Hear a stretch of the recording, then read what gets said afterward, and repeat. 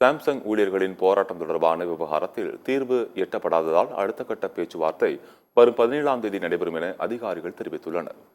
இருங்காட்டுக்கோட்டை சிப்காட் பகுதியில் உள்ள தொழிலாளர் நலத்துறை துணை ஆணையர் அலுவலகத்தில் 6வது முறையாக இன்று பேச்சுவார்த்தை நடைபெற்றது. இதில் சிஐடியு மாநில தலைவர் சவுந்தரராஜன், சாம்சங் தொழிற்சங்க தலைவர் முத்துக்குமார் உள்ளிட்ட நிர்வாகிகள் கலந்து கொண்டனர். இந்த பேச்சுவார்த்தை மீண்டும் தோல்வியடைந்துள்ளதால் வரும் 17ஆம் தேதி மீண்டும் பேச்சுவார்த்தை நடத்தப்படும் என்று அதிகாரிகள் தரப்பில் தெரிவிக்கப்பட்டுள்ளது. இது தொடர்பாக செய்தியாளர்களை சந்தித்த சவுந்தரராஜன், இந்த பேச்சுவார்த்தையில் நிர்வாகம் தரப்பிலிருந்து உயரதிகாரிகள் யாரும் வரவில்லை என குறிப்பிட்டார். சாம்சங் தொழிலாளர்களுக்கு போனஸ் மற்றும் 8 நாள் பிடிக்கப்பட்ட சம்பளம் ஆகியவற்றை உடனடியாக வழங்க வேண்டும் என்றும் அவர் வலியுறுத்தினார். முதலமைச்சர் அமைத்ததாக கூறப்படும் குழு இதுவரை தங்களை சந்தித்து பேசவில்லை என்றும் அவர் குற்றம் சாட்டினார். எங்காவது ஒரு இடத்துல சட்டத்துக்கு விரோதமா அல்லது அடாவடித்தனமா அல்லது ஒரு சமரசத்துக்கு வாய்ப்பு இருந்தும் சமரசத்துக்கு வராம அப்படி ஒரு குற்றம் எங்கள் மீது சொல்ல முடிஞ்சா சொல்லுங்க, நாங்க வாபஸ் வாங்குறோம்.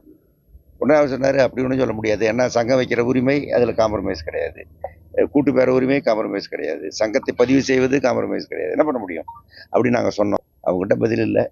மறுபடியும் ஒரு தேதியை 17 என்று இங்கே இவர் போட்டிருக்காரு, தொழிலாளர் துறை ஆணையர். 17ஆம் தேதி மீண்டும் சந்திக்கலான்னு.